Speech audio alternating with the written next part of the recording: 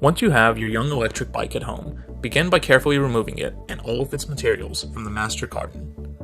When you open the master carton, you will find the main bike with the inclusion of a battery, front wheel, front fender, and the accessory box.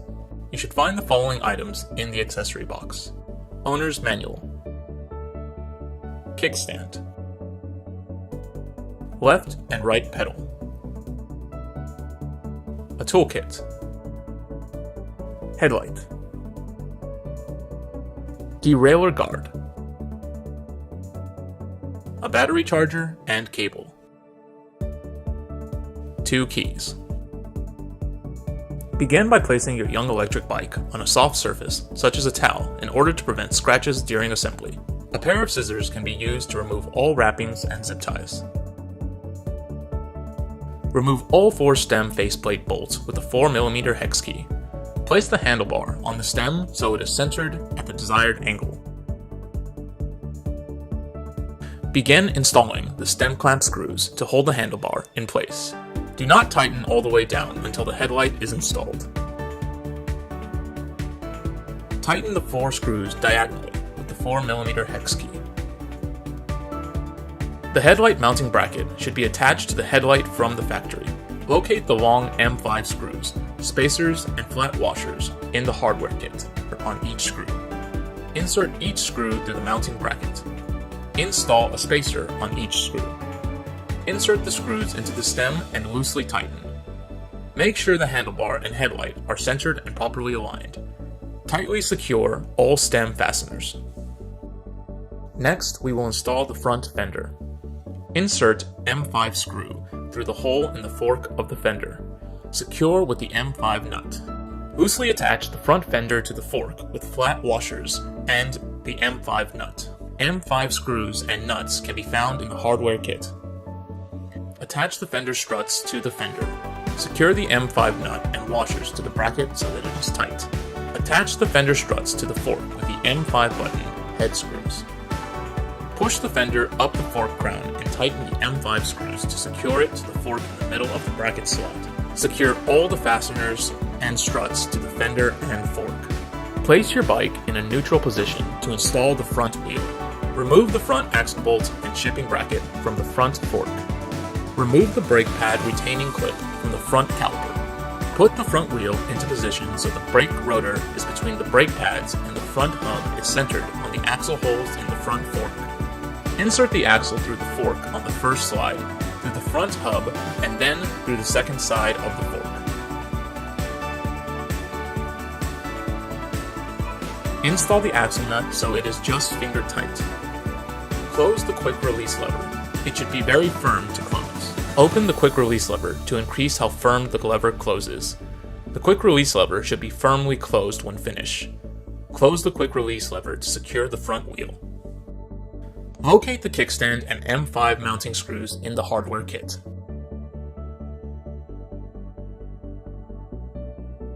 Position the kickstand on the inside of the frame mounting tab. Align the mounting holes. Thread the M5 screws into the kickstand with your fingers. Use the 4mm Allen wrench to tighten both screws. Adjust the length of the kickstand to about 13 inches, 33 centimeters. Tighten the screws so the bike is nearly vertical when the kickstand is down. Adjust the length of your kickstand after the bike is fully assembled and resting on fully inflated tires. The bike should be nearly vertical when the kickstand length is correct. Locate the derailleur guard and M5 button head screws in the hardware kit. Install the flat washer on both screws. Put the derailleur guard in position on the frame rear bracket. Hold the shifter cable out of the way as needed so that the guard is flat on the frame. Install both M5 button head screws to secure the guard to the frame. Tighten both screws with a 3mm Allen wrench. The bicycle pedals are marked R for right and L for left. Use the wrench provided in the toolkit to attach and tighten the pedals. Be careful not to damage or cross the threads. The primary battery must be installed by sliding the battery forward in the battery holder. The key locks the battery to the bike. When the key is turned clockwise, the lock is in position. The battery must be locked when riding, or it may fall out. The key does not have to be in the battery to operate the bike. Insert the lower end of the battery into the internal slot of the down tube to ensure the terminals at the bottom of the battery and the slot inside the down tube are inserted smoothly. Then push the upper end of the battery into the down tube and turn the key clockwise to lock. The secondary battery is only applicable to the dual battery style selection. Make sure the battery is in the unlocked position. Put the battery into position so the tabs on the battery dock fit into the slots on the bottom of the battery. Push the battery into the dock so it is fully seated. Turn the key to the locked position to secure the battery to the frame. The battery may be charged while on or off the bike in a dry location. To charge the battery, open the charger cover on the bike. Insert the charger connector to the charging port on the battery. Insert the cord into the battery charger. Insert the AC plug into the AC outlet. Open the seat quick release to allow the seat and the post to slide and turn freely. Lift the seat so it will be higher than the line extending from the end of the rear racket to the top of the rear handlebar. Close the seat quick release.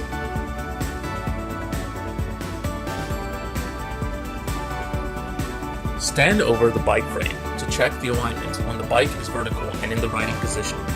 Check to make sure the center line of the stem is in line with the front wheel. Loosen the stem mounting bolt extending into the head tube to make an adjustment as needed.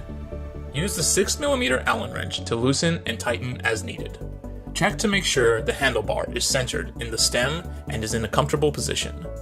Loosen the handlebar clamp as needed to adjust the handlebar per Step 2's instructions. Locate the electrical connector protruding from the fender near the head tube. Align and push the connectors together so they are fully sealed.